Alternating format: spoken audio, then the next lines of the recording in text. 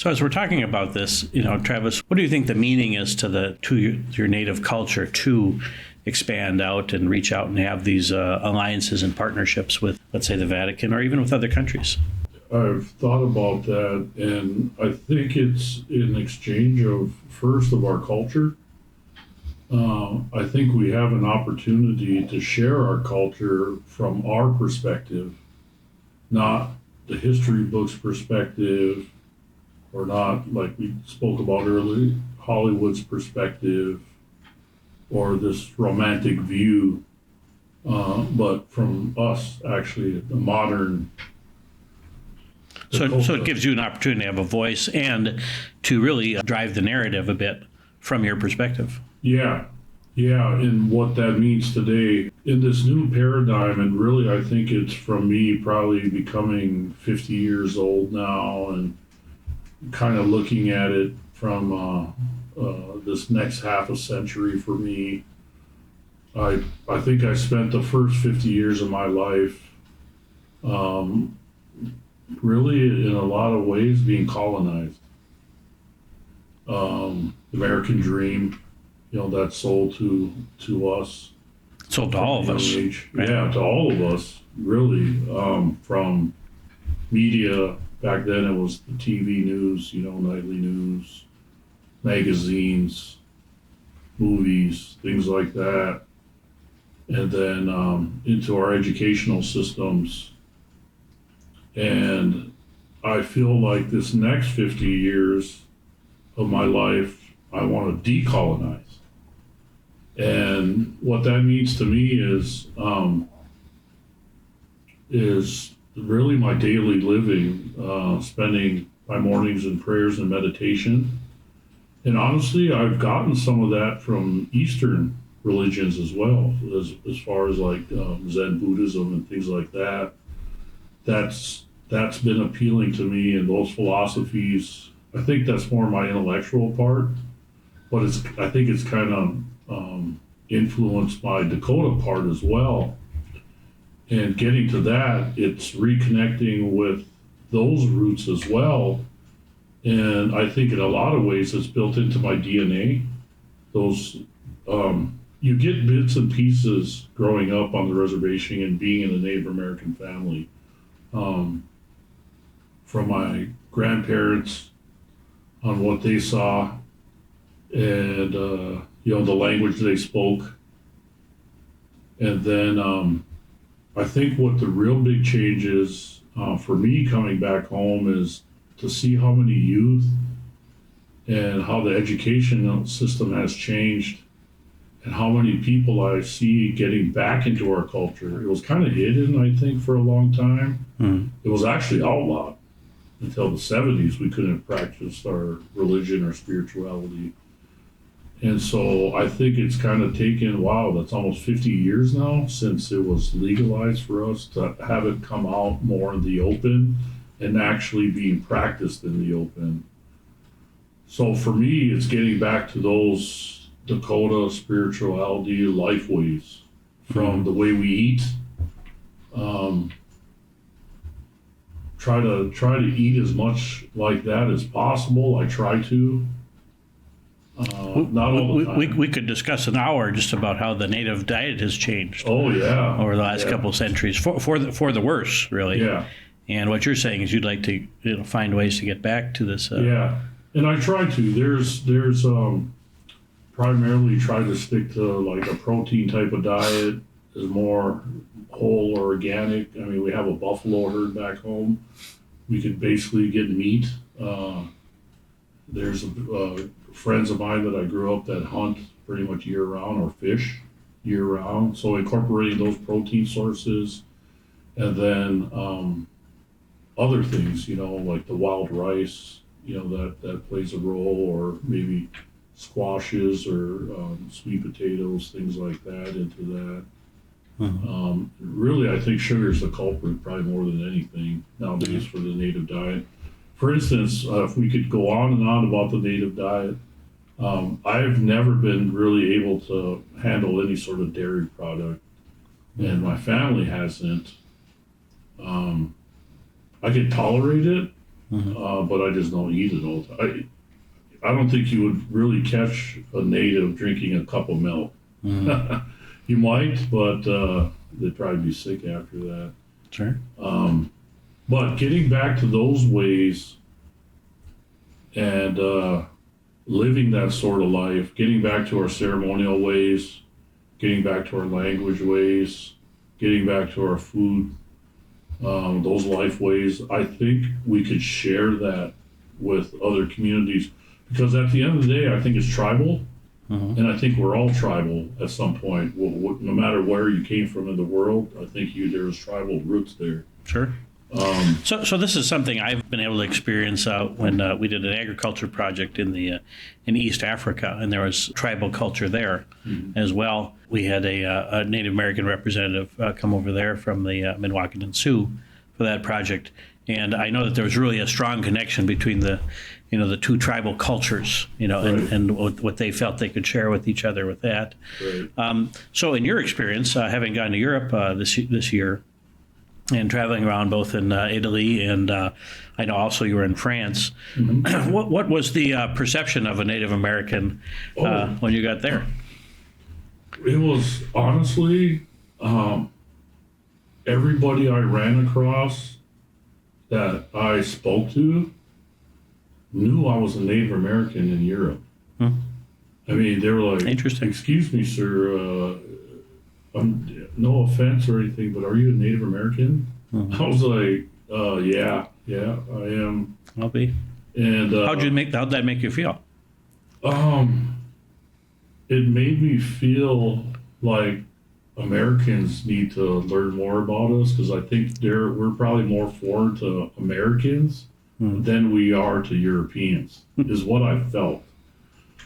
One intriguing question. When we were in Florence, I went out to dinner that night by myself, and I always heard about the Tuscan, red meat, the steak and stuff. So that's what I went looking for, and I enjoyed the meal. And the whole kitchen staff came out and talked to me, and they said, "Sir, you're a Native American, right? You don't?" I was like, "Yes." So they all came out to come look at me or something, even the chef. Did they want to touch you or anything? Yeah, exactly. So one of the guys that came and talked to me, and he was like, "Sir, please don't get offended, but you guys are sovereign too, just like a country, right? But inside the U.S." And I said, "You know what? I wish more Americans, our neighbors, would understand that too." Yeah, knew that. But you guys know it over here, but I wish more of our neighbors over here would know that. That is amazing that they would have that idea already. Yeah. And I don't know why people, I think they know about the casinos too, and I think maybe it was the Seminoles and Hard Rock have something to do with that, because I know they have properties over there as well. Right, the Hard Rock brand is prolific throughout parts of Europe and the major cities. I think that had something to do with it too. They might knowing about that. Then, of course, going to France after that week or so in Italy, it's always been a dream of mine to go to France, because, my last name is Renville, and we descend from French fur traders that came across from Ontario, across the Great Lakes, and then here into Minnesota. We could actually trace our ancestry back to a village in downtown St. Paul called Kaposia. Oh. And that's where the Renville fur traders met the Metawakanton ancestor of my family, and her name was actually Minnie Yue, woman who carries water. So I've always been intrigued about France and their whole culture, and of course their cuisine as well too. And going from Italy to France, again, was always a dream of mine. Also because of the Renaissance, I've of course wanted to see the art, the Louvre. Again, I always wanted to hear about French culture. And then, so spending a few days there, and at first I was a little bit lost. And I think it was more because of the language. I think I could relate to more of the Latin languages and the Spanish languages than I could the French language. I think it's the vowels and all that stuff. And, Sure.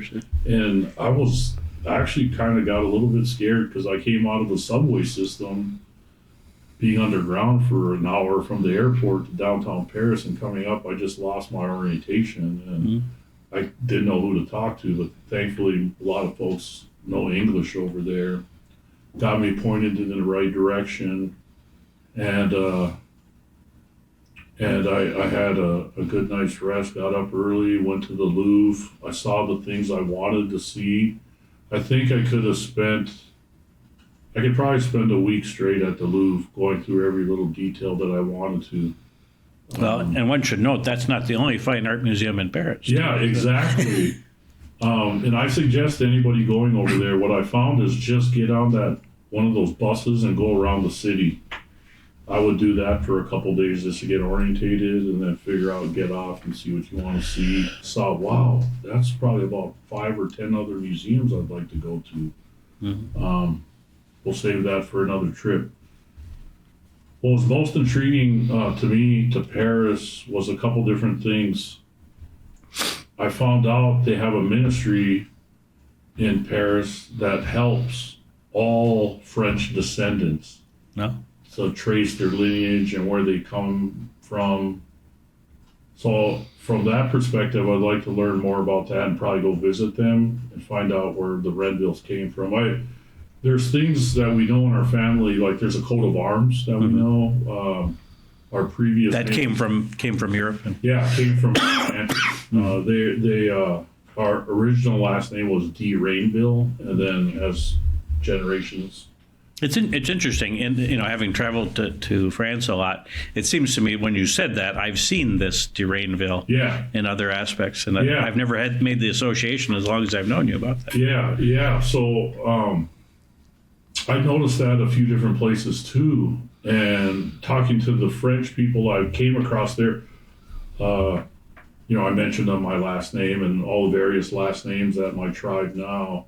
La Fontaine, Rouillard, LeBlanc, Dumars, Dumarius, La Framboise. They were telling me some of the history of where those people come from in different parts of France. So I thought that was pretty cool to hear that stuff too. But in our family, we do have a picture of our French coat of arms. It's 3 acorns. Which I think is pretty cool. I think I'd like to take that coat of arms and probably indigenize it a little bit, put some eagle feathers on it, or maybe some other designs or something, and make it more modern. It's interesting when as I'm stepping back a few minutes in our conversation, but it's interesting when you talk about, this tribal environment that you're seeing. It's interesting. You could probably draw almost some sort of a parallel between these family names that you saw there, or if you were to go into Scotland, and look at clans and things like that. It's almost it's a variation of a tribal existence and stuff. So there's actually some interesting European parallels to tribal environments. Yeah. And again, if you look at the history of Europe, it was tribal, and there was tribal wars, between the Roman Empire and the Huns and the Gauls and the Franks and Anglos and Saxons. I think there was a lot of that going around. And, I guess coming over here, running against tribal people, I've heard many times they called us noble savages. So I guess, even though we were savage, it's kind of two opposites. On one hand, we were noble. On the other hand, over here, we're savages. I've heard that, and I saw that in a few history books. Where does that leave us today, I guess? I don't know. I don't know if we're nobility or at all. I'd probably say we're even more savage nowadays. But in the Constitution, or in the Declaration of Independence, how are natives referred to? Yes, Mark. We had a good... every time the 4th of July rolls around, I always send Mark, I remind him that, hey, we're our treaties, and we are solidified in the Declaration, our founding American U.S. documents. They called us merciless Indian savages. So Are there any books named that right now? If not, you should reserve that title. I don't think there is, but that's a good idea. If anything, there should be a T-shirt or called the podcast, The Merciless Indian Savages. Great name for the podcast, for sure. Yeah.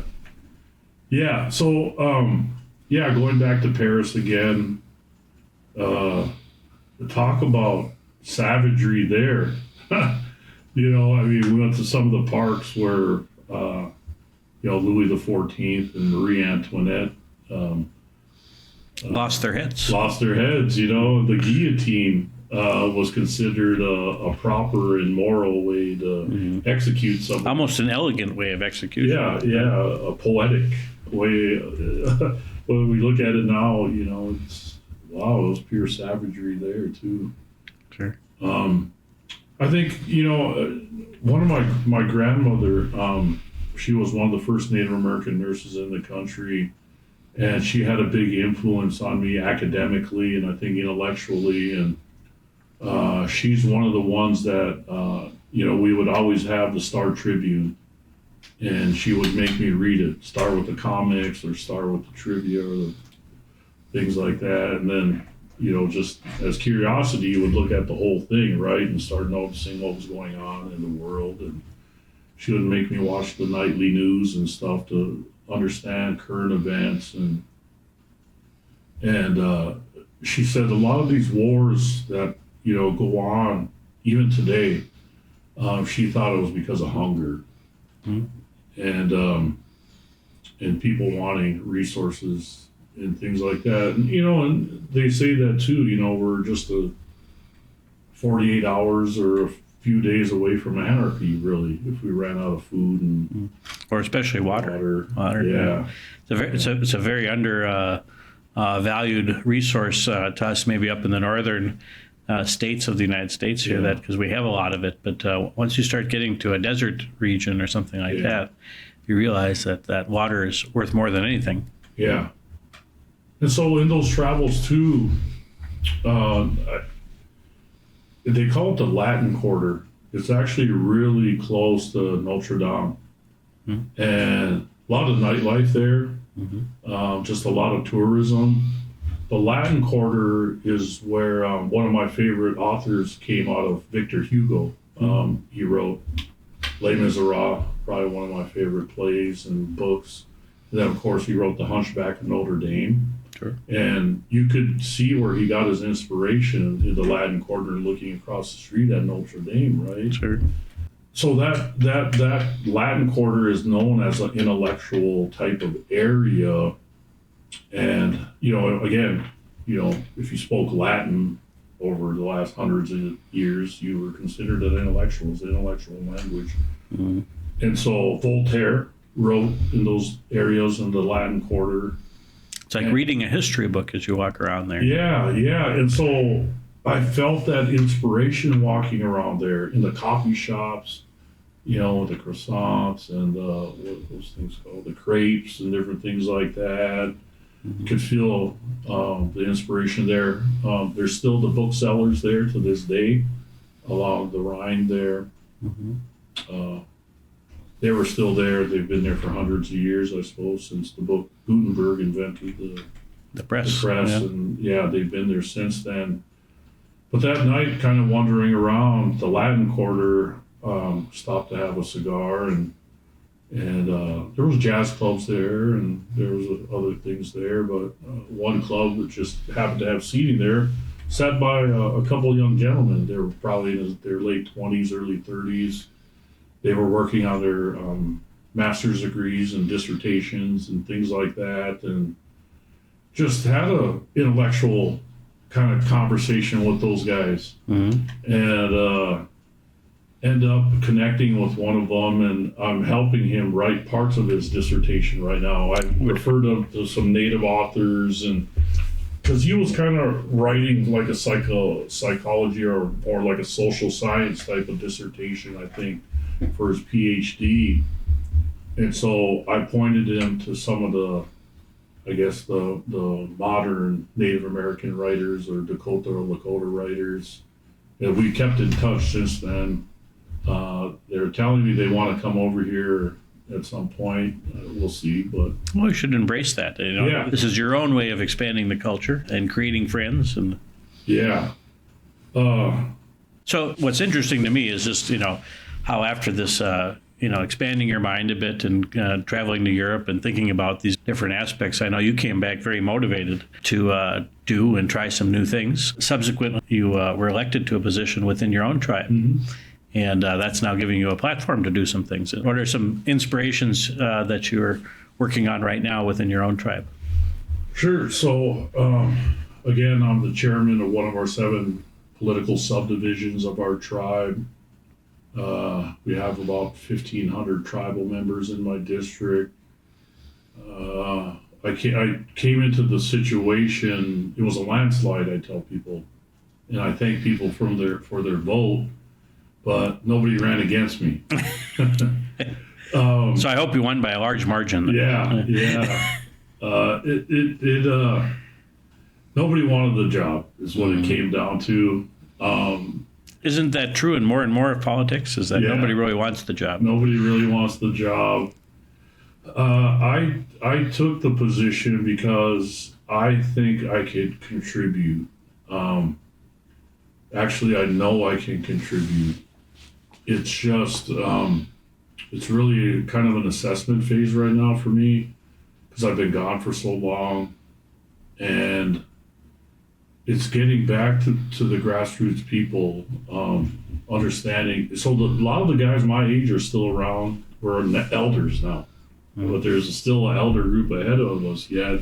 So it's really cool to reconnect with them and see how the changes and how our language has been intertwined. And then I see a whole bunch of youth that are coming up, as the future. So how do we kind of integrate it? So I created a platform coming in, and a lot of it was revolving around revitalizing our culture again. What do we do for the elders, the youth, the standard kind of political platforms. It came down to me, it really was fixing some of the issues that we have now.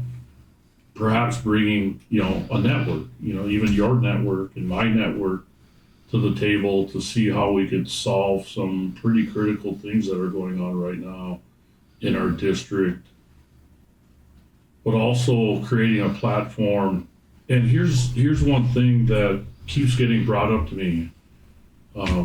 Travis, you're running our government like a business. I didn't know. And are they saying that as though there's something wrong with that? Or? Yeah. It's kind of like a knock that I'm running it like a business, but I think something has to be done. It has to run some kind of way. Mm-hmm. It hasn't been running like a government. It hasn't been running like a business. So I think I'm trying to run it, I guess, probably more from a business perspective, because that's really my education. What I've been doing. Mm-hmm.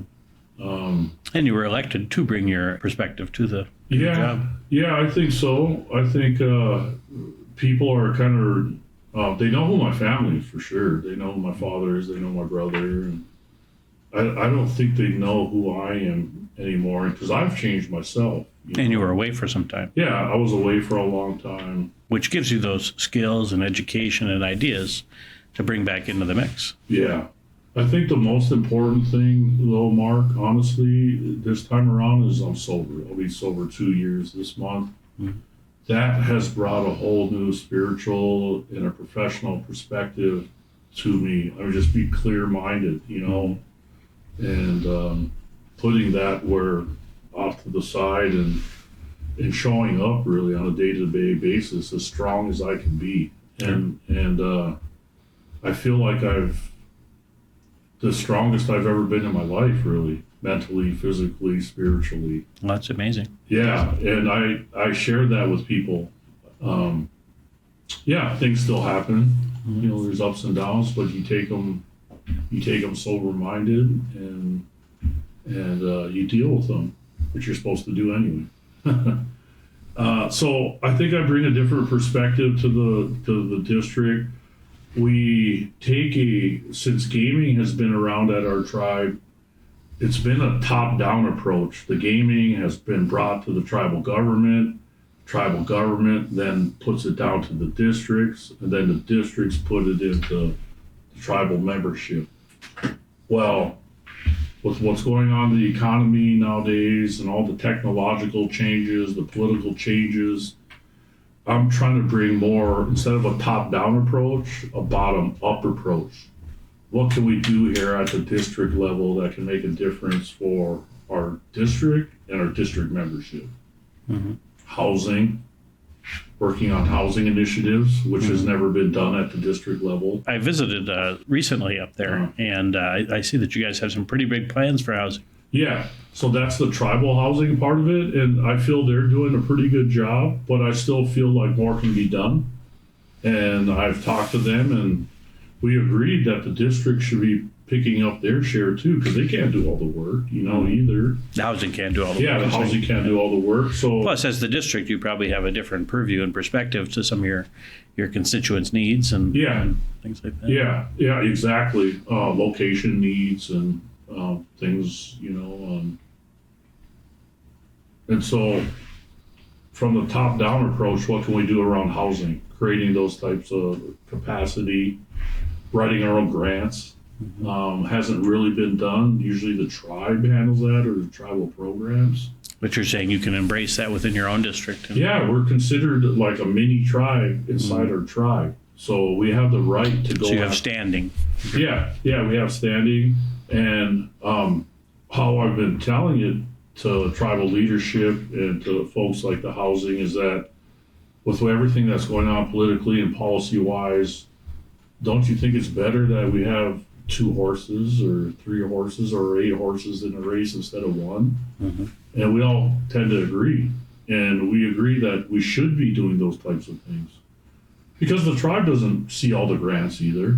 Mm-hmm.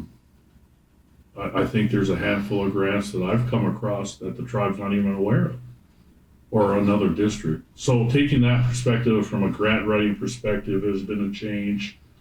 And then, of course, economic development. Economic development, to me, is revolves around there's the money part of it, but what service can we provide? And with my perspective and my credentials and career revolved around healthcare-related activities. And that's a different perspective for tribes, not only for us, but I think for all tribes, is because we haven't looked at the healthcare sector as a business opportunity.